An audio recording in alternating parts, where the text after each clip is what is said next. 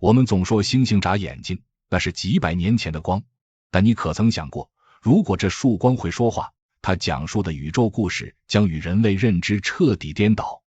当我们以光子的视角丈量时空，熟悉的距离、时间、存在都将褪下熟悉的伪装，露出量子世界最诡谲的真相。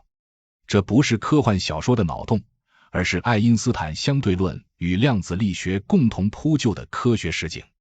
接下来，我们将跟随一个光子的一生，体验这场颠覆常识的宇宙漫游。在人类世界，从静止到运动总需要启动成本，汽车点火要燃料，火箭升空要推力，连奔跑的人都要先克服惯性。但作为光子的你，从诞生的第一刻起就打破了这个规则。你没有质量，自然也没有懒癌般的惯性。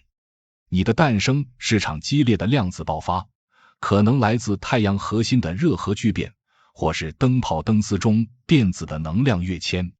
关键是，你不需要加速过程。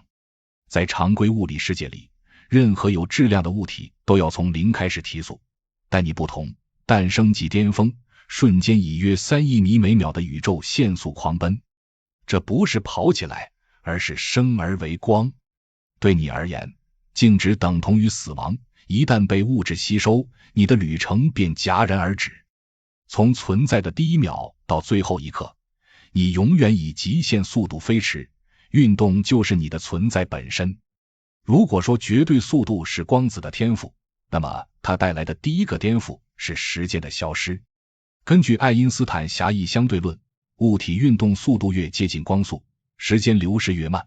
当达到光速时，时间膨胀效应趋于无限大。简单说，对光子而言，时间这个概念彻底失效了。举个例子，从太阳出发的光子抵达地球需要约8分钟，在地球观察者看来，这是一段清晰的飞行时间，但在光子的视角里，它从太阳核聚变得以诞生，到被地球人视网膜吸收，这2个事件是同时发生的。换句话说，光子的一生没有过去、现在的未来，只有一个永不流动的永恒瞬间。这个听起来像玄学的结论，其实有现实证据。比如缪介子，一种由宇宙射线撞击大气产生的基本粒子，静止时寿命仅 2.2 微秒，约100万分之2秒。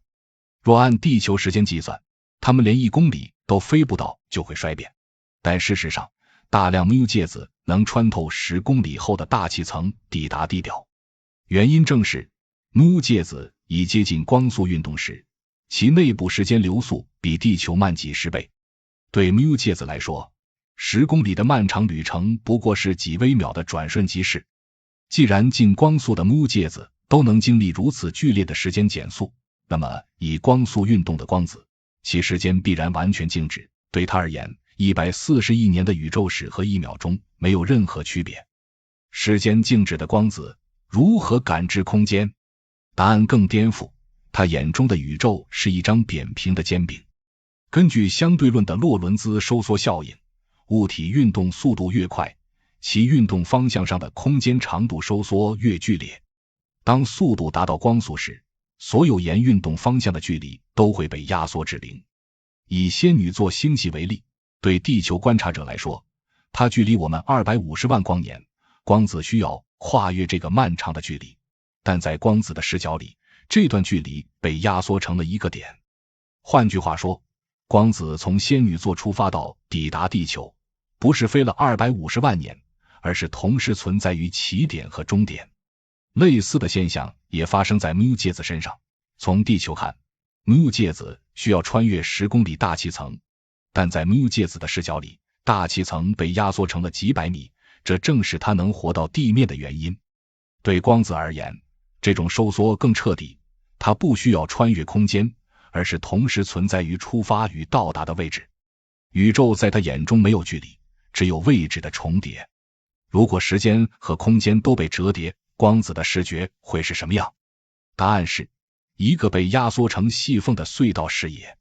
根据相对论性光行差效应，当物体已接近光速运动时，原本来自各个方向的光线会向运动方向集中，形成一个狭窄的光锥。想象你在无风的雨天奔跑，静止时，雨滴垂直落下；奔跑时，你会感觉雨滴迎面扑来，这是低速下的光行差除性。当速度提升到光速，这种效应被推向极端，所有原本来自侧面甚至后方的光线都会被挤压到正前方的一个极小角度内。对光子来说，它的视野不再是360度的星空，而是正前方一个亮到刺眼的光斑，其余方向则是绝对的黑暗。宇宙的浩瀚与璀璨，在他眼中不过是一个聚焦的亮点，那些我们仰望的星河，对光子而言从未展开过。如果光子能感受颜色，它的世界会比我们更单调吗？不，它会更危险。这涉及相对论性多普勒效应。当光源与观察者有相对运动时，光线的频率、颜色会发生变化。日常生活中，救护车鸣笛靠近时，音调变高，声波被压缩；远离时变低，声波被拉长，就是多普勒效应的体现。光子的世界里，这种效应被放大到极致。当它迎向其他光子时，对方的光波会被剧烈压缩，频率大幅提高，导致可见光变成紫外线、X 射线甚至伽马射线。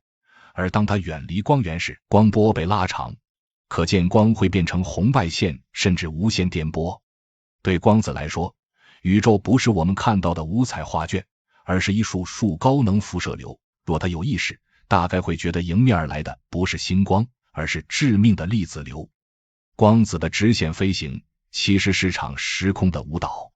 在牛顿力学中，引力是看不见的手，但在爱因斯坦的广义相对论里，引力是时空的褶皱。大质量天体如恒星、黑洞会扭曲周围的时空，形成引力凹坑，而光子的直线不过是沿着这些凹坑的最短路径测地线飞行。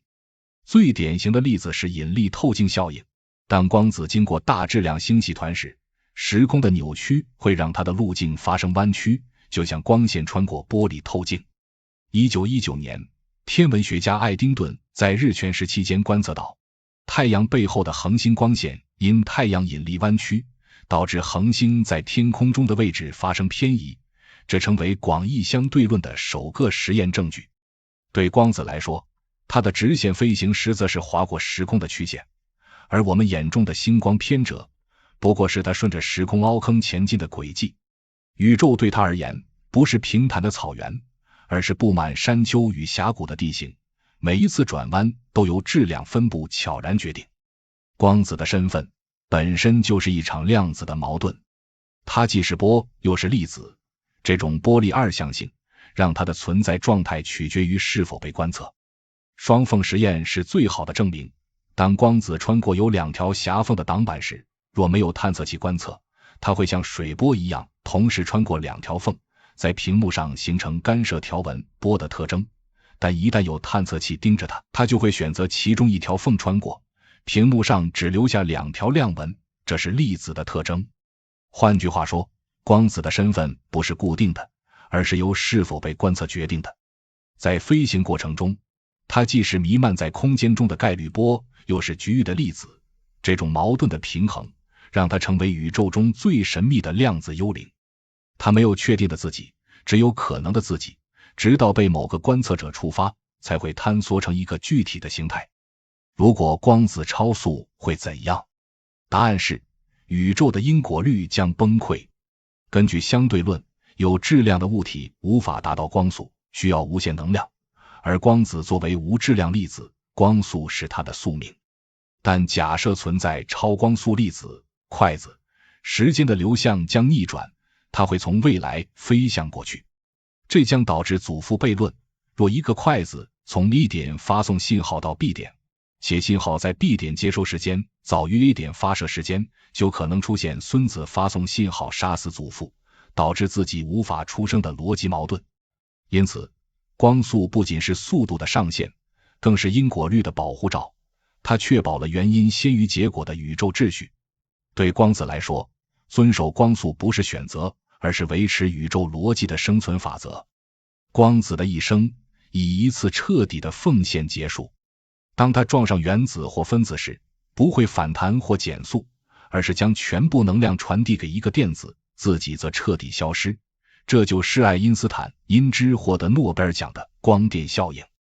这场死亡却是宇宙中最伟大的新生，它撞入人眼的是紫红质分子，触发电信号，让我们看见世界；它钻入植物的叶绿素，驱动光合作用，为所有生命提供氧气与养分；它击中太阳能板的硅原子，激发电子流动，为人类输送清洁能源。